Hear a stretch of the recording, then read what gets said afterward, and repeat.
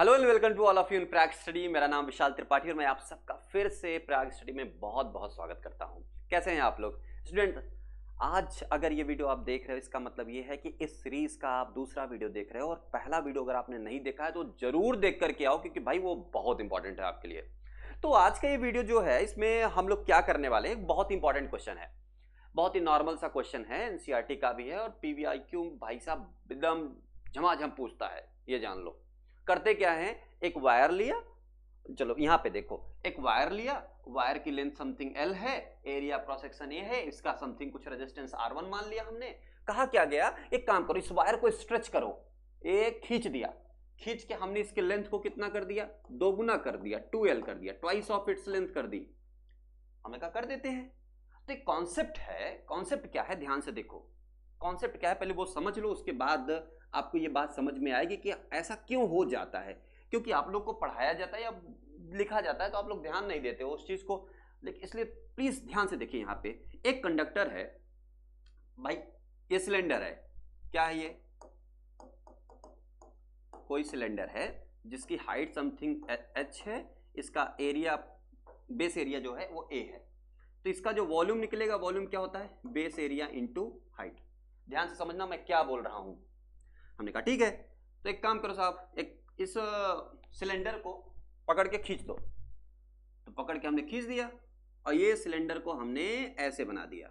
ध्यान से देखना, खूब ध्यान से। हमने इसका हाइट कितना कर दिया, 2h कर दिया।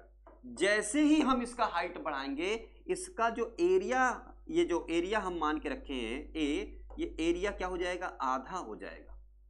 क्यों आधा हो जाएगा, क्योंकि इसका वॉल्यूम क्या है, दोनों का कांस्टेंट है। यहां पे वॉल्यूम क्या है, कांस्टेंट। और चेक कर लेते हैं इसका वॉल्यूम कितना होगा, इसका वॉल्यूम होगा साहब बेस एरिया, बेस एरिया कितना है a/2 इंटू हाइट कितना है 2h, 2h कट जाएगा तो v बराबर कितना आ गया, a इंटू h। इसका मतलब क्या है, इस वाले सिलेंडर का जो वॉल्यूम है वो एग्जैक्टली किसके बराबर है, इसके बराबर है। इसका मतलब है एरिया, सॉरी, लेंथ को चाहे हम बढ़ाएं स्ट्रेच करके, चाहे कंप्रेस करके घटाएं, उस वायर का वॉल्यूम सेम रहता है। दैट्स वाई जिस रेशियो में लेंथ बढ़ेगी उसी रेशियो में एरिया क्या हो जाएगी, घट जाएगी। इसका मतलब क्या है कि अगर आप लेंथ को दोगुना कर दिए तो जो एरिया है वो क्या हो जाएगी, हाफ हो जाएगी। अगर आपने लेंथ को 3 गुना कर दिया तो एरिया क्या हो जाएगी, 1/3 हो जाएगी। अगर आपने लेंथ को 4 टाइम्स कर दिया तो एरिया क्या हो जाएगी, 1/4 हो जाएगी तुरंत। इसका उल्टा देखो, अगर आपने एरिया को 2 गुना कर दिया तो लेंथ क्या हो जाएगा, आधा हो जाएगा। अगर आपने एरिया को 3 गुना कर दिया तो लेंथ क्या हो जाएगा, 1/3 हो जाएगा।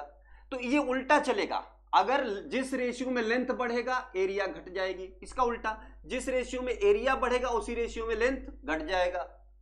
मेरी बात समझ पाए ना? तो बहुत सिंपल है ये बात। ये क्यों हो पा रहा है, क्योंकि जब हम वायर को स्ट्रेच कर रहे हैं, in that situation the volume of the wire is remain same. That's why यहां पे जो एरिया है और लेंथ ऑफ द कंडक्टर है वो दोनों सेम रेशियो में बढ़ रहे हैं और सेम रेशियो में घट रहे हैं। मतलब क्या है, जिस रेशियो में ये बढ़ेगा उसी रेशियो में ये घट जा रहा है। ओके साहब, तो ये एक छोटा सा कॉन्सेप्ट था, ये हमने आपको बता दिया। अब जब ये बता दिया है तो ये बात भी आपको एकदम क्लियर समझ में आ गई होगी। भाई लेंथ अगर 2 गुना बढ़ाए हैं तो यहाँ पे जो इसका एरिया है वो हाफ हो जाएगा और इसका रेजिस्टेंस मान लो R2 हो गया बदल के। ध्यान से देखो, आप वायर को कंप्रेस करो, सॉरी ये तो खींचा है ना, स्ट्रेच करो या कंप्रेस करो, दोनों ही सिचुएशन में वायर इज रिमेन सेम।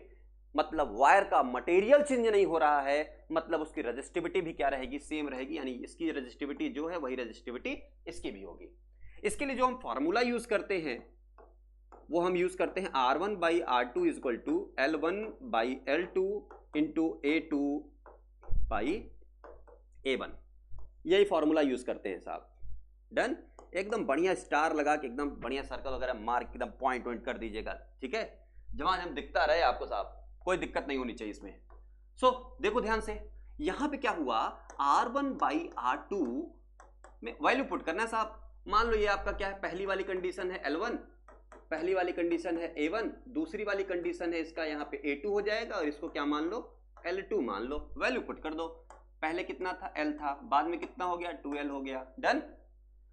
दूसरा क्या है, A2 बाई A1। A2 कितना है साहब, A2 है A/2। अच्छा A1 कितना है, A1 कितना है साहब, A है। ठीक है, कट्टम कुट्टम कर दो, 2 2 जा 4, 1/4। So R1 by R2 is equal to 1/4।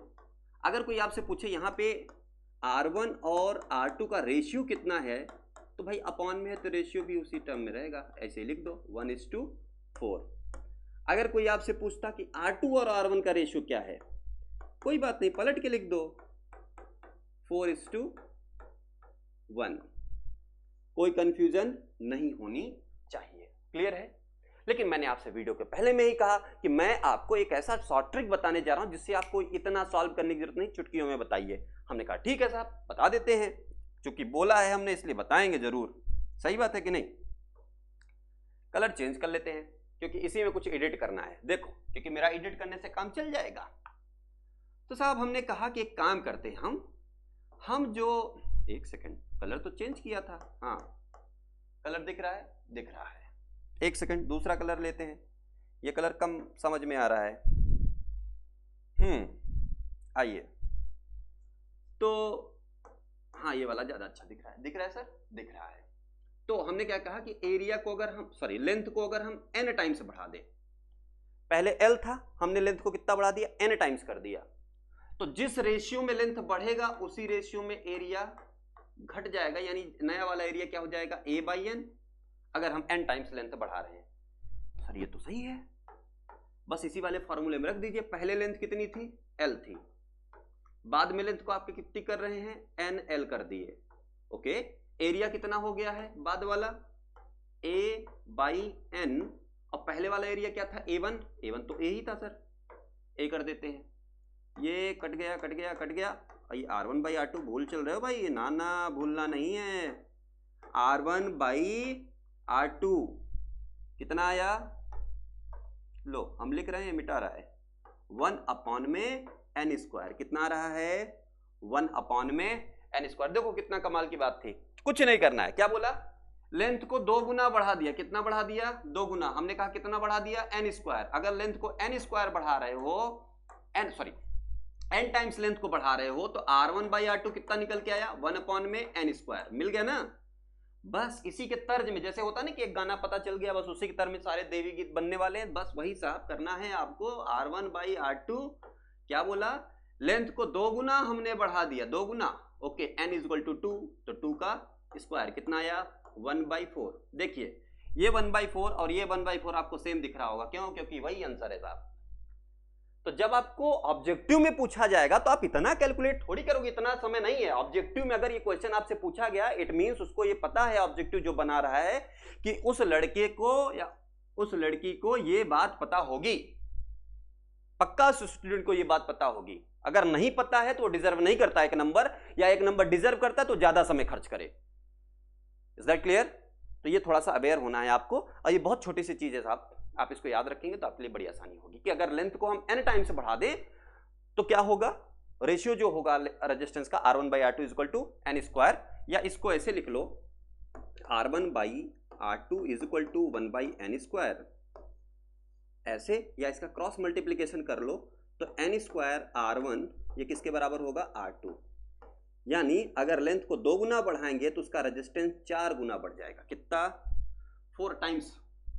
Clear है।